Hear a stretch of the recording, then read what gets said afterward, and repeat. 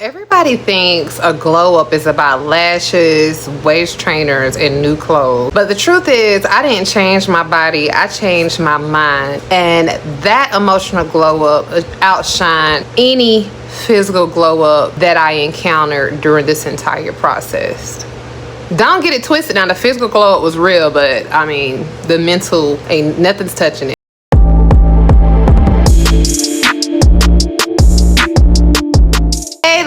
Hey love. Welcome to the Solo Woman Collective. I am Laquana, creator of the Detachment Diary. If you ever stayed too long, begged for clarity, or lost yourself trying to be enough, you are in the right place. This is your space to reset, rebuild, and remember who you are. Here, we talk about breakups, toxic cycles, emotional healing, and the rituals that help you rebuild. And I throw in some other stuff here and there, okay? I ain't neglected my other thoughts, but just keep in mind you're rebuilding not for him, but just for you. What's up, guys? So let's get into today's video.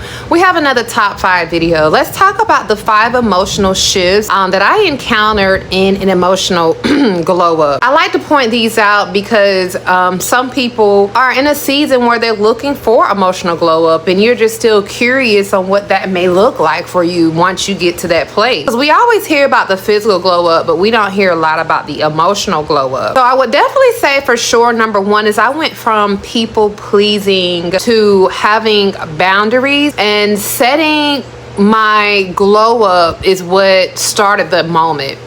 I stopped saying yes to keep the peace because I used to do that a lot. It used to be hard for me to say no. And that was not even just in romantic partnerships. That was in platonic friendships, co-workers, you name it. It's almost like I felt like I didn't have a voice. But I did start to say no to start protecting myself a lot more. Man, people pleasing could be the biggest detriment to yourself, okay? What people don't talk about is people pleasing absolutely can transfer to your relationship, a romantic relationship as well, where not only are you just people pleasing, but you are also partner pleasing as well, where you're not telling your partner a firm no whenever it's something that is not pleasing to you, or even having a voice, or you know what I'm saying, speaking out on something that you don't like all of that comes from being a people pleaser. So this is really something to think about.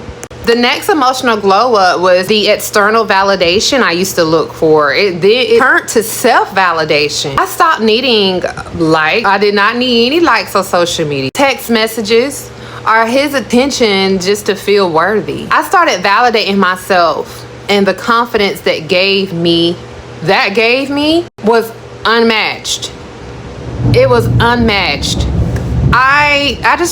Oh gosh, it's storming bad, y'all. I'm scared of thunder. Anyways, let me keep it. Yes, I was bad about that, y'all. Like, it's needing validation.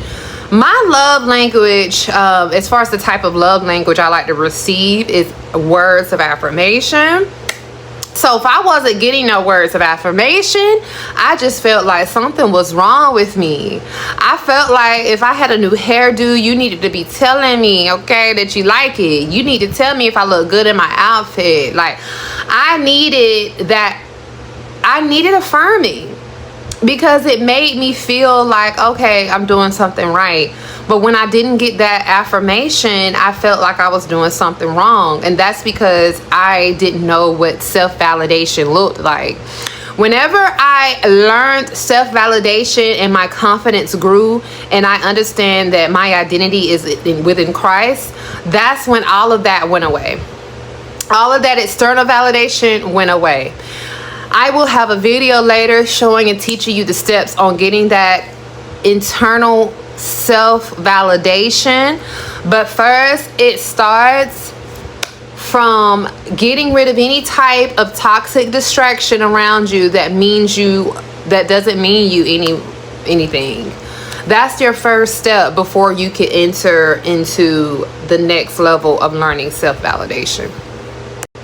I want to apologize, guys, because if I sound a little out of it and tired, please forgive me. I don't know why when I want to sit down and record a video, sometimes my energy just goes like bloop. But I still show up anyways because that's just what I do. But yeah, y'all, I know I sound a little exhausted because I am. But let's just keep the video going. Number 3 is I went from fear of being alone. This was hard for me, okay? I went from fear of being alone to embracing solitude. Ooh, God, that's a big one, y'all, okay? That's one that I'm most proud of myself about. So what used to feel like loneliness actually became peace. Yes, what felt like loneliness feels like peace. I love being in solitude, y'all. I love being with myself. And I realize that it's not punishment. It's freedom. It's not punishment, it's freedom. See, a lot of y'all may look at it like punishment because you don't know what it feels like to be alone, and you never will know what it feels like to be alone because you're too afraid to feel lonely, okay? You're going to feel lonely, but whenever you get used to your solitude and you start finding healthy things to fill in the gaps, oh my gosh, baby, the peace that comes with it is unmatched. Oh, I cannot tell you because I know what peace looks and feels like.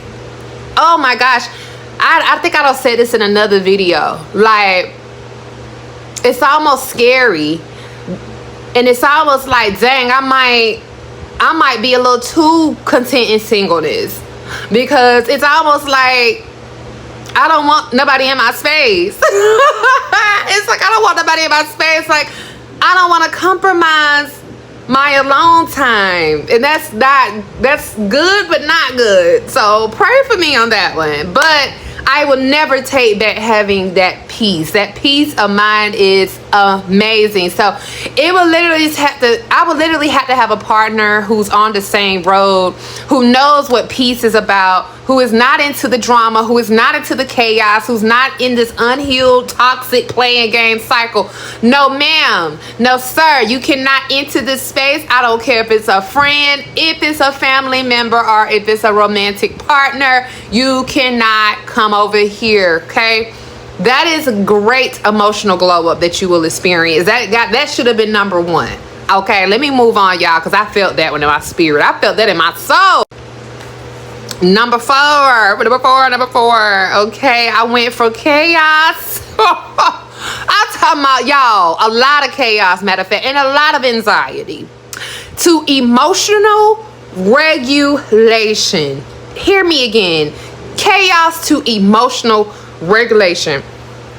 I no longer let my emotions run the show, okay? It's this little thing called emotional intelligence. I started pausing before reacting, and that calm energy, it became my power. Ladies, you are doing yourself a disservice if you don't practice, study, and learn emotional regulation, aka emotional intelligence. It's going to become your superpower when you learn that strength. The reason why is because we as women already get labeled as emotionally chaotic. Men almost give us a pass when we act crazy because they'll say stuff, oh, you a woman, you gonna do stuff like that. I'm not letting that slide no more. I no longer want a man just to say, well, you're a woman, so you expected to be crazy and crying. No, no. I have control over my emotions, sir. You will not have me in an up and down roller coaster. And whenever you do something that you're not supposed to do, you gaslight me and make me feel like it's because I'm a woman and I'm emotionally everywhere. That's not to say that you're not going to have emotions, but you know when it's warranted to feel an emotion, what type of an emotion you're supposed to have. You're not just crashing out at the drop of a dime. You're not reacting and then thinking later and then coming back and apologizing. You sit in the moment and you already got the words and the reactions without thinking twice. That'll throw anybody off, and that's queen energy. Number 5, let's get it. Last but not least, number 5, y'all. So I went from survival mode. I've been in survival mode darn near my whole life. Let's be clear, my whole adult life. I went from survival mode to thriving mode. I went from survival mode to thriving mode. My biggest shift is I stopped living in a constant fight or flight. Instead, I started building a life I did not need to escape from. I remember being in survival mode, being late on bills for no reason. I got the money in my pocket, but I wasn't paying the bills because I was too stressed out, too busy chasing somebody else, too busy worrying about somebody else instead of making sure that I took care of home. My mind was everywhere. My mind was everywhere. I was too stuck on wanting to feel like I was chosen and wanting to keep that title. So I was letting things go that mattered the most. You don't deserve to feel like that or live like that. You deserve a love that allows you to thrive. And if you cannot find that love, you deserve to give it to yourself. You deserve to give it to yourself no matter what. You should not spend the rest of your life on this earth in survival mode. I don't care who you are. And if you are attached to a person that's keeping you from seeing what thriving looks like, get out ASAP. You know why? Because it's killing you softly. It's killing you real softly. You feel like that you surviving, that you're strong, that you're resilient. All those things above could be true, but 2 things could be true at once. Not only you're resilient, you're surviving, but you're also killing yourself softly because you are stressed out, you are angry, you're irritated, and you're not happy. Okay? Meanwhile, your health is declining and you're not eating right, because food is a silent killer as well if you're not eating the right things. Okay? I don't be playing with y'all because, listen, I don't care if nobody ever watches these videos. I don't care if it's just one girl that this video affects in my whole entire journey on here on YouTube and creating the Detachment Diary. As long as I can touch somebody, that's all that matters to me, because we gotta do better. We gotta do better. We gotta do better. Not everybody. I can't save everybody. I can't save everybody, but if I can save somebody, Lord, please let me save somebody, y'all. Because trust me, I know the prison that you're in, because I've been there. That's why, again, I could be so passionate about this, because I know the prison that you're in. So if you are chasing a glow up, remember, it doesn't start with your body. It don't start with your body. I love Pinterest to death, y'all. I don't pin every document that gives you this glow up plan when it comes to skincare and working out and makeup. But again, when I really did the work, I realized it starts with your emotional shifts. And if you're ready to make those shifts with support, okay? Hey, I'm your girl. Join my free community. It's called Don't Text Him, Join This Group Instead. That's where women are redefining glow ups every single day. Don't forget to also make sure that you like this video.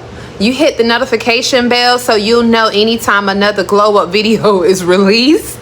Comment, okay, because I love to hear from y'all. And subscribe to the channel, because your glow up isn't waiting on lashes. Even though I love the lashes, y'all, I love the lashes, but come on, let's be real.